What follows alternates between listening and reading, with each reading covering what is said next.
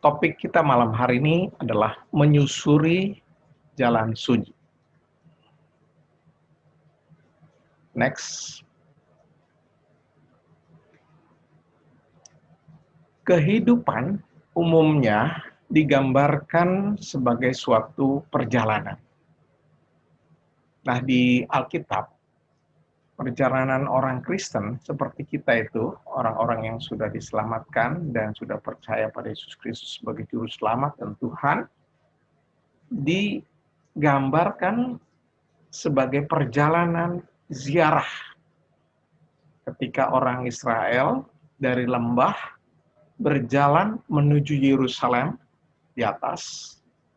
Nah, perjalanannya itu ditulis di dalam Mazmur 120 sampai 134. Kalau saudara baca dikatakanlah ziarah. Ziarah bukan ke tempat, kalau orang kita ziarah ke tempat makam, tapi ini ziarah, perjalanan ziarah menuju Yerusalem ke Bait Allah yang dikerjakan oleh orang Israel setiap tahun. Dalam Mazmur digambarkan perjalanan orang Kristennya itu, perjalanan orang Israel itu adalah sebagai Mazmur naik atau Mazmur nanjak. Jadi dari perumpamannya saja sudah kita kira-kira bahwa ini adalah perjalanan yang menanjak. Kalau digambarkan mobil bukannya mulus gitu ya, bukannya lurus-lurus aja, tetapi menanjak ke bukit. Yang tentunya kita harus bayangkan ada kesulitan-kesulitan yang harus dialami ketika perjalanan. Juga kehidupan orang Kristen di Alkitab, di Perjanjian Lama, digambarkan adalah sebagai perjalanan bangsa Israel yang keluar dari perbudakan di Mesir dan menyusuri padang gurun menuju tanah Kanaan. Bahkan digambarkan di dalam kitab Keluaran, orang Israel yang keluar dari perbudakan Mesir itu harus berputar di padang gurun. Saudara, dan bukan setahun, 2 tahun, 40 tahun. Dan saya pernah menyusuri padang gurun yang dilewati orang Israel itu. Saya bilang, Tuhan, betapa beratnya orang Israel menuju Kanaan itu. Karena saya lihat itu padang gurun yang gersang, panas sekali, sepi, nggak ada orang di perjalanan, sunyi. Karena memang itu adalah padang gurun yang tidak ada sungainya. Nggak kelihatan ada sungai. Banyak kesulitan yang dialami oleh orang Israel ketika mereka ada di padang gurun. Itulah lukisan perjalanan orang Kristen selama di dunia ini. Tetapi kita lihat dalam perjalanan itu, kalau kita membaca baik di Mazmur maupun di Keluaran, kehadiran Allah nyata, memelihara mereka, memberi makan, memberi minum air, melindungi dari serangan musuh, dan menuntun mereka dalam perjalanan. Tiang awan, tiang api, waktu malam dengan tiang api, waktu siang dengan awan yang menutupi mereka. Kehadiran Allah nyata di tengah-tengah umat Israel. Itulah gambaran daripada perjalanan hidup orang Kristen, di mana hidup dengan kehadiran Allah yang nyata dan menjadi kesaksian bagi banyak orang. Orang-orang bangsa-bangsa yang dilewati di sekitar padang gurun itu pada takut mendengar bahwa ada Allah yang hadir di tengah-tengah bangsa Israel. Yang kuat, Allah yang berhikmat. Next. Kenapa Allah memimpin umatnya menyusuri jalan yang sulit, susah, sunyi seperti itu? Dan bagaimana umat Kristen akan merespon ketika Allah menyediakan jalan yang sunyi, yang sulit, yang susah, seperti di padang gurun. Atau kalau naik bukit, menanjak dengan berbagai bahaya. Mari kita lihat firman Tuhan di dalam next.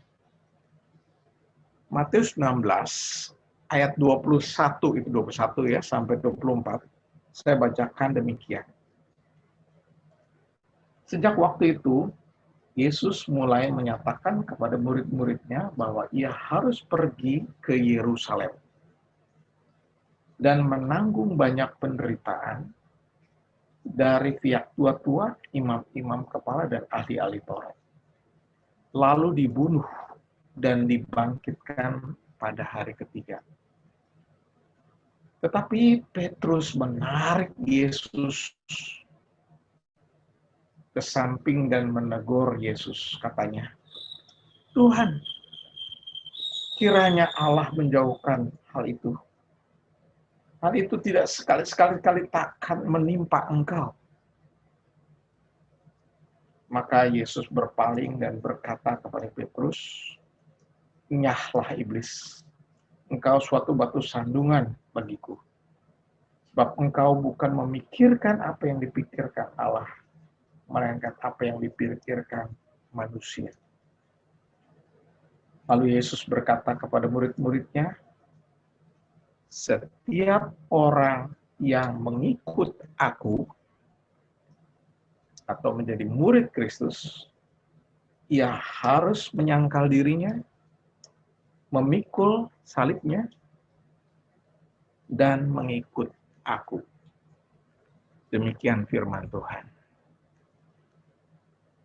Yesus menginformasikan tentang penderitaan yang akan dialaminya. Dan itu adalah sesuai dengan misi Allah. Yesus datang ke dunia untuk melaksanakan misi Allah. Dia tidak ingin mengagetkan murid-muridnya yang bersama dengan dia. Dia menginformasikan, membukakannya rencana itu. Karena itu adalah rencana dari Allah yang harus dia kerjakan. Murid-murid Yesus harus meneladani hidup yang dengan Yesus. Jadi Tuhan menginformasikan bahwa dia hidup itu adalah dalam penderitaan yang harus dialaminya. Dan murid-murid Yesus pun, namanya murid, harus menuruti teladan gurunya. Tuhan ingin murid-muridnya itu mengerti apa yang diinformasikan, dan nantinya bisa mengerti dan menuruti teladannya Yesus, yaitu menyangkal diri, memikul salib, dan mengikut Yesus. Saya sebut di sini disiplin rohani 3M ya. Kalau disiplin kesehatan itu ada 3 juga ya. Cuci tangan, menjaga jarak, ya, dan memakai masker. Nah, ketika Yesus menginformasikan kepada murid-muridnya, Petrus tidak setuju dengan jalan penderitaan. Karena Yesus dipengaruhi dengan pikiran iblis. Pikiran iblis yang merasuk dunia itu selalu caranya adalah cara yang gampang dan enak. Enak dan gampang. Kalau pembimbing saya dulu mengatakan empang. Jalan duniawi atau jalan yang ditawarkan iblis selalu enak dan gampang. Tapi jalan yang Yesus tempuh untuk menyelamatkan manusia dan harus diikuti oleh murid-muridnya adalah jalan penderitaan. Harus bisa menyangkal diri, memikul salib, salibnya masing-masing, setiap orang punya salibnya masing-masing, kesulitannya masing-masing, dan mengikut teladan daripada Yesus sendiri. Kalau kita tadi dengar, saudara kita membagikan dengan kesulitannya, Mari kita menghormati dan setiap orang juga pasti punya salibnya. Dan kita diajarkan untuk menyangkal diri. Artinya apa? Mengandalkan kuasa Allah. Bukan kuasa manusia yang diandalkan, tetapi kuasa Allah. Next. Lanjut. Keduniaan itu ajarkan orang untuk dapat berhasil dengan mudah atau tanpa perjuangan. Itu ciri-ciri yang ditawarkan oleh iblis di dunia ini. Jadi saudara-saudara, sebagai murid-murid Kristus yang diajari oleh Yesus adalah harus berjuang. Yesus mengajarkan orang untuk berjuang.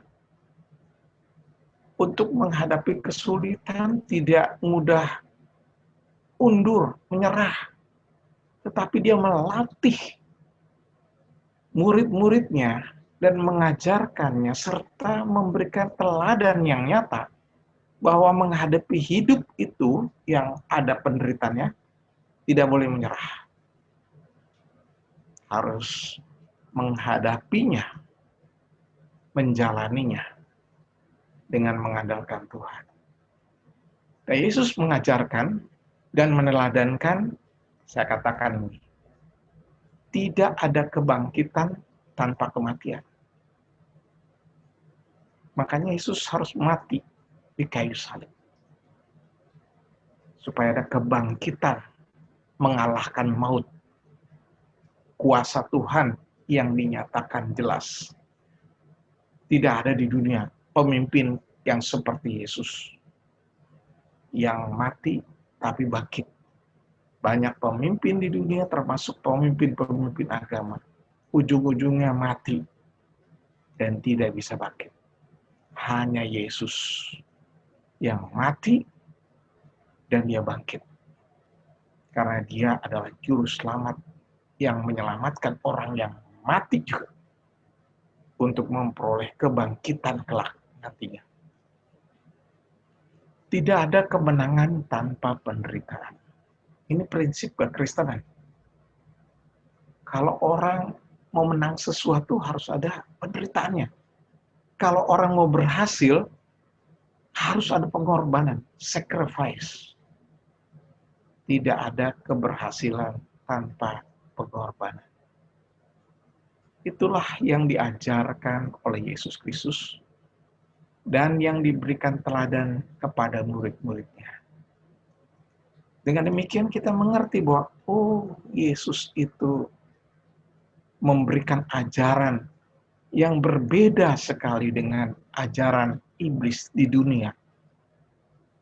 Iblis mengajari dunia dan merasuk dengan ngajarin orang supaya gampang, enak, tanpa perjuangan, bisa berhasil cepat. Makanya ada banyak orang korupsi. Makanya ada banyak orang yang cepat-cepat pengen kaya dan sebagainya. Itu adalah pikiran-pikiran duniawi yang dirasuk oleh iblis.